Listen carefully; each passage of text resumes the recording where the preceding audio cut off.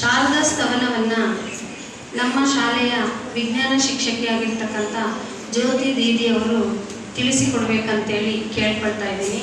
ಶಾರದಾ ಸ್ತವನ ಮತ್ತು ಅದರ ಮಹತ್ವವನ್ನು ಅವರು ತಿಳಿಸ್ಕೊಡ್ತಾ ಇದ್ದಾರೆ. ಜ್ಯೋತಿ ದೀದಿಯವರು ಕಳೆದ 6 ವರ್ಷಗಳಿಂದ ನಮ್ಮ ಶಾಲೆಯ ವಿಜ್ಞಾನ ಶಿಕ್ಷಕಿಯಾಗಿ ಕಾರ್ಯವನ್ನು ನಿರ್ವಹಿಸ್ತಾ ಇದ್ದಾರೆ. ಅಷ್ಟೇ ಅಲ್ಲದೆ 6ರಿಂದ 8ನೇ ತರಗತಿಯ ಸಂಯೋಜಕರಾಗಿಯೂ ಸಹ ಕಾರ್ಯವನ್ನು ನಿರ್ವಹಿಸ್ತಾ ಇದ್ದಾರೆ. ಅವರಿಗೆ ಸ್ವಾಗತವನ್ನು ಬಯಸ್ತಾ ಇದನ್ನು ಪ್ರಾರಂಭ ಮಾಡಬೇಕು ಅಂತೇಳಿ ಕೇಳ್ತೀವಿ.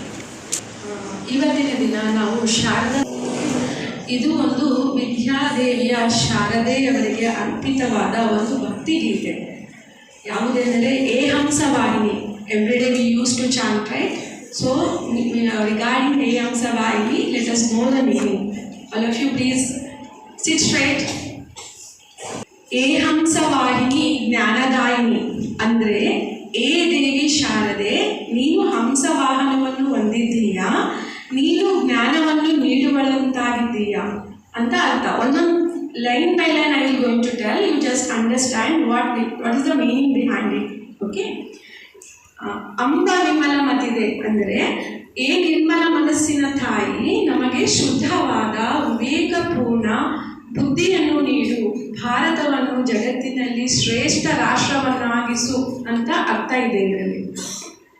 ವಹ ಬಲ ವಿಕ್ರಮ್ ಇದೆ. You have to see, new student have to see the lines of the prayer book.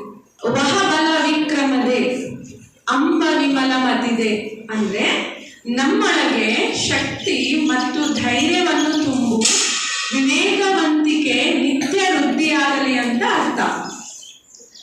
ಸಾಹಸಶೀಲ ಹೃದಯವೇ ಭರದೆ ಅಂದರೆ, ನಮ್ಮ ಹೃದಯಗಳಲ್ಲಿ ಸಾಹಸ, ಧೈರ್ಯ ಮತ್ತು ಆತ್ಮವಿಶ್ವಾಸವನ್ನು ತುಂಬು ಅಂತ ಅರ್ಥ ಇದೆ. ಜೀವನ ತ್ಯಾಗ ತಪೋಮಯ ಕರದೆ, ನಮ್ಮ ಜೀವನ ತ್ಯಾಗಮಯವಾಗಿರಲಿ, ಶ್ರಮ ಮತ್ತು ಧ್ಯಾನದಿಂದ ತುಂಬಿರಲಿ. ಸಂಯಮ ಸತ್ಯ ಸ್ನೇಹಕ ವರದೆ, ನಮಗೆ ಆತ್ಮ ಸಂಯಮ, ಸತ್ಯ ಮತ್ತು ಸ್ನೇಹದ ವರವನ್ನು ನೀಡು ತಾಯಿ ಅಂತ ನಾವು ಬೇಡ್ಕೊಳ್ತಾ ಇದ್ದೀವಿ ಎವ್ರಿಡೇ. ಓಕೆ. ಸ್ವಾಭಿಮಾನ ಬರದೆ ಅಂದರೆ, ನಮ್ಮೊಳಗೆ ರಾಷ್ಟ್ರಾಭಿಮಾನ, ಆತ್ಮಾಭಿಮಾನವನ್ನು ತುಂಬಿಕೊಡು. ಲವಕುಶ ಧ್ರುವ ಪ್ರಹ್ಲಾದ ಬನೇಹಂ ಅಂದರೆ, ಲವಕುಶ, ಧ್ರುವ ಮತ್ತು ಪ್ರಹ್ಲಾದರಂತಹ ಶ್ರೇಷ್ಠ ಧರ್ಮನಿಷ್ಠ ಶೂರರನ್ನಾಗಿಸು, ನಮ್ಮನ್ನು ಆ ಥರ ಮಾಡು ಅಂತ ಕೇಳ್ಕೊಳ್ತಾ ಇದ್ದೀವಿ ನಾವು. ಓಕೆ. ಮಾನವತಾಕ ತ್ರಾಸ ಹರೇಹಂ ಅಂದರೆ, ಮಾನವತೆಗೆ ತೊಂದರೆ ತಂದಿರುವ ಎಲ್ಲ ದುಷ್ಟಶಕ್ತಿಗಳು ಇದಾವಲ್ಲ, ಅವನ್ನೆಲ್ಲ ನಾವು ಜಯಿಸೋ ಥರ ಮಾಡುವುದೇವೆ ಅಂತ ನಾವು ಬೇಡ್ಕೊಳ್ತಾ ಇದ್ದೀವಿ.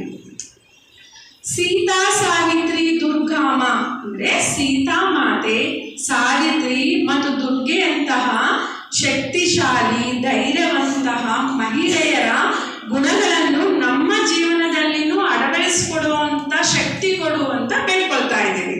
ಓಕೆ. ಫಿರ್ ಘರ್ ಘರ್ ಬರ್ದೆ ಅಂದರೆ, ಈ ದೇವಿ ಶಕ್ತಿಯನ್ನು, ಧರ್ಮ ಮತ್ತು ನೈತಿಕೆಯನ್ನು ಮನೆ ಮನೆಗೂ ನಮ್ಮ ಒಳಗೂ ತುಂಬು, ನೀನು ಸದಾ ನೀನು ಜೀವವಾಗಿರು ನಮ್ಮಲ್ಲಿ ಅಂತ ನಾವು ಬೇಡ್ಕೊಳ್ತಾ ಇದ್ದೀವಿ. ಈ ಒಟ್ಟಾರೆಯಾಗಿ ಈ ಪ್ರಾರ್ಥನೆಯು ದೇವಿ ಶಾರದೆಗೆ ಅರ್ಪಿತವಾಗಿದ್ದು, ಅದು ನಾವೆಲ್ಲರೂ ಬುದ್ಧಿವಂತರು, ಧೈರ್ಯಶಾಲಿಗಳು, ಸತ್ಯವಂತರಾಗಿರೋಣ, ದೇಶಭಕ್ತರಾಗಿರೋಣ ಎಂಬ ಉದ್ದೇಶವಿದೆ.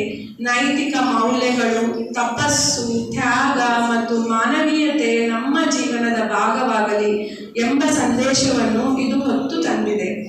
ನಮ್ಮ ಜೀವನ ಶ್ರೇಷ್ಠವಾಗಲಿ, ಜ್ಞಾನದಿಂದ, ಧೈರ್ಯದಿಂದ ಮತ್ತು ಧರ್ಮದಿಂದ ತುಂಬಿರಲಿ ಅಂತ ನಾವು ಎವ್ರಿಡೇ ನಾವು ಬೇಡ್ಕೊಳ್ತಾ ಇದ್ದೀವಿ. ಇದು ಒಂದು ಭಕ್ತಿ ಗೀತೆಯ ಸಾರಾಂಶ ಆಗಿದೆ. ಅದಕ್ಕಾಗಿ ನಾವು ಎವ್ರಿಡೇ ಹೇಳಬೇಕಾದ್ರೆ, we need to focus on each and every line, and we have to inculcate in our whole and soul of our heart, and we have to focus and we have to chant. Then only that effectiveness will come into our, that positiveness will create in us, right?